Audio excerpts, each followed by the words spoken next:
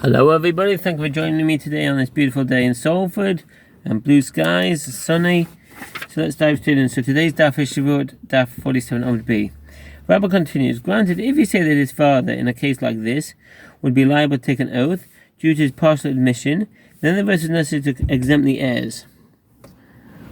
The Rabbi's reasoning is based on the fact that only if the father has to pay is there a need for a verse exempting his heirs. If the father was liable to take an oath but did not have to pay when he could not take it, then there would be no need for a verse to exempt the heirs, as it would be exempt regardless from taking the oath. But if you say that in a case like this, his father is also exempt from taking an oath, why do I need a verse about exempting his heirs? Evidently, an oath reverts to the one who is liable to take it, and when he cannot take that oath, he must pay the claim against him. The Gemara asks, and as for Rav and Shmuel, who hold that one who cannot take an oath does not have to pay, and therefore there is no difference between the heirs and the father. What do they derive from this verse? The oath of the Lord shall be between them both. Exodus 22:10. The Gemara answers, it is necessary for that which is taught in a Braita. Shimon ben Tarfon says, the oath of the Lord shall be between them both, teaches that when one litigant imposes an oath on the other, and he takes a false oath, the oath applies to them both, i.e. they are both held responsible for the desecration of God's name. So what does that mean? Chala al Shaneihem applies to them both. Rashi explains in 39b that the penalty for the false oath falls upon the litigant who claims the administration of the oath, even if his claim is justified. The reason is that it should not have become involved. He should not become involved with such a dishonest person, and should have taken precautions to avoid getting into such a situation. By not doing so, he has caused the necessity for this oath. See Tosfot. The Midrash presents two different explanations. His first explanation is that this phrase could be interpreted as meaning applies to one of the two, i.e. the one who is lying. His second explanation is that when the claimant sees that the defendant is prepared to take a false oath in order to avoid payment, he should prefer simply to withdraw his claim altogether. Since this sage was mentioned, the Gemara cites some of his other statements. Shimon ben Tarfon says, with regard to the prohibition of following after an adulterer, i.e. providing him with assistance in carrying out adultery, from where is it derived? The verse states, you should not commit adultery, lo tinaf, in Exodus 20:13. If the verse is vocalized slightly differently, it may be read, you should not cause adultery, lo tinif. Commenting on the verse describing the response of the Jewish people to the spies' slander of Eretz Yisrael, and you murmured, V'teiragnu, in your tents, and said, because the Lord hated us, he has brought us forth out of the land of Egypt to deliver us into the hands of the Amorites, to destroy us. Deuteronomy 1:27. Shimon ben Tarfon says, Teiragnu is interpreted as though it is composed of two Hebrew expressions. You explored, Tautem, the land, and you disparaged, Genitem, it in the content of the omnipresent. So what does you disparage mean? Let's see in the footnote. Tautem v'genitum v'chulu.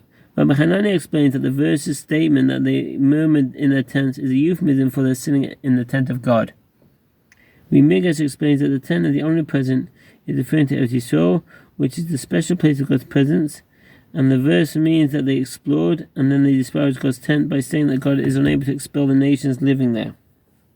With regard to the verse, as far as the great river, the river Euphrates, in Deuteronomy 1:7, Shimon ben Tarfon says, although it is not the largest river, the Euphrates is called great in accordance with the adage, draw close to the one anointed with oil and become anointed as well. Because the Euphrates is close to Eretz Yisrael, it is called great. The school of Rabbi Shmuel taught a similar idea. A servant of a king is like a king. The Mishnah teaches that the storekeeper, relying on his ledger, takes an oath and receives payment.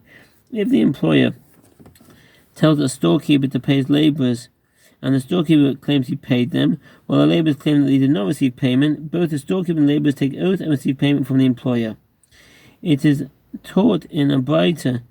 Rabbi Yehuda Hanasi said, why is there the bother with his oath that is imposed upon both of them? Rabbi Chia said to him, we learn in the mission C45a that both of them take an oath and receive payment of their claims from the employer. In the case of a storekeeper who often gave merchandise employed on credit, which the employer would afterward pay in full, was requested by that employee to pay his labourers their wages. The storekeeper claimed that he paid a particular labourer, while the labourer claimed that he was not paid. The employer must pay each of them. The labourer takes an oath and receives his wages from the employer, and the storekeeper takes an oath and receives what he paid from the employer. They each take the oath in the presence of the other, so that if one is lying, he will be embarrassed in the presence of the other person who knows the truth. Rambam Sefer Mishpat, 16:5, Mishpat 91:1. See payment of the claim to the employer. The Gemara asks, did Rabbi Yehuda and Rabbi Yehuda Hanassi accept from him that this is the halachot, or did he not accept it from him?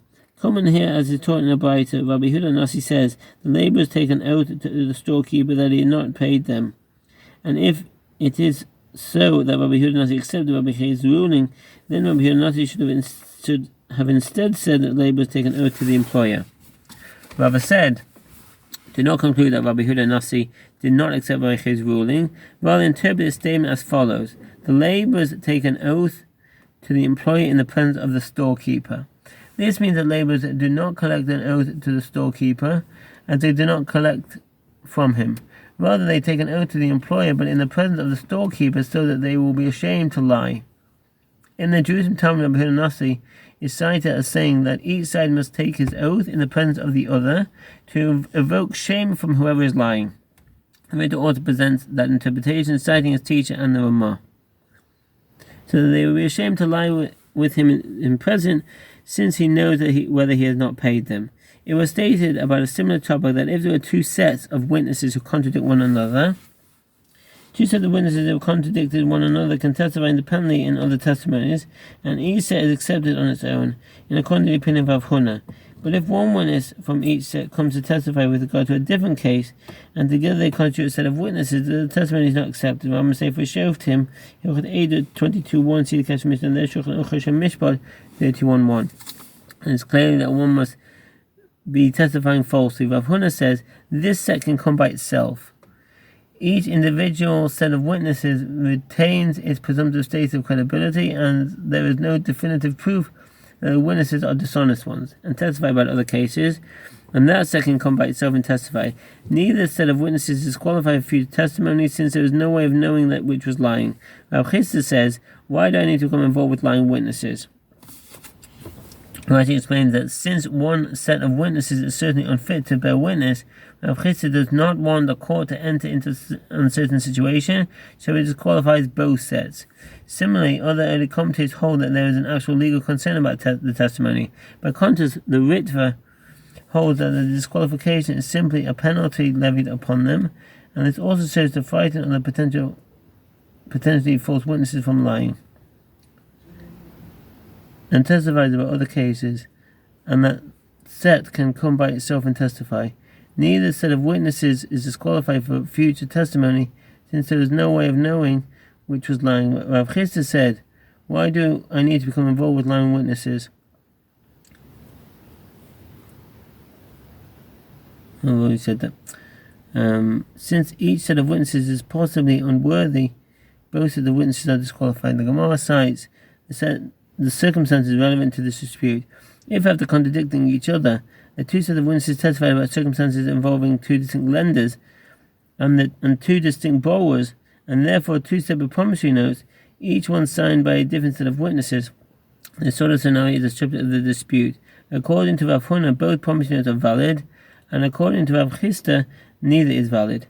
In the case of a single ledger and a single borrower and two promissory notes, with each signed by a different one of the set of witnesses, the holder of the promissory note is at a disadvantage. Let's explain that if the lender has two promissory notes from a single borrower, and each was signed by a different one of two sets of witnesses who have contradicted each other, then it can collect only the smallest sum. In this case, the borrower must take an oath with regard to the larger sum, says the Torah, and the promissory note with the larger sum is then torn up. If the lender first demands payment of one promissory note without mention of the other one, he can collect the debt, and if afterward he demands the debt from the other promissory note, he can collect that as well, says the Rambam. Some advise the lender to destroy the smaller promissory note so that the borrower cannot demand an oath from him as to whether he has two promissory notes signed by these sets of witnesses. Rambam Sefer Shoftim, Hilchot Eidah 22:2, Hilchot Noach Mishpat 31:2. And can collect only the lower sum. One of the promissory notes is necessarily not valid, as is signed by witnesses who testify falsely. In the case of two lenders and a single borrower, Shnei Malvin Velova Echad. If two lenders demand payment of promissory notes, each signed by one of these two sets of witnesses who have contradicted each other, from a single borrower who denies both debts, each of the lenders takes an oath and receives payment of the sum on his promissory note. This is halacha because one of the promissory notes is certainly valid, and since the institute that each lender should take an oath and receive payment, just in the case of a storekeeper relying on his ledger. I'm say for sure from Hilchot Eidah 22:3, Mishpat 31:2, and two promissory notes. This is the same as the Mishnah. According to the opinion of Rav Huna, in the case of two lenders and a single borrower, both lenders collect the debt, as even though one of them is bringing an invalid claim, nevertheless they each have claims on the borrower who cannot evade them. Some hold that the halacha in such a case is exactly parallel to the halacha in the case in the Mishnah, and that each lender must take an oath attesting to the truth of his claim. And that's in Rav Haigon, Rabbeinu Hanan, and the Rif. Accordingly, an objection can be raised against Rav Chitz's opinion from the Mishnah. Yet it is explained that there is a difference between the cases that prevents this. In the case of the sets of witnesses, there is certainly one set of disqualified witnesses, so it is not legitimate to leave money with whoever has it, rather than rely on witnesses who may be unfit to give testimony. In the Mishnah, by contrast, the laborer did not need to accept the oath of the storekeeper, as they did not enter any arrangement with him concerning their wages.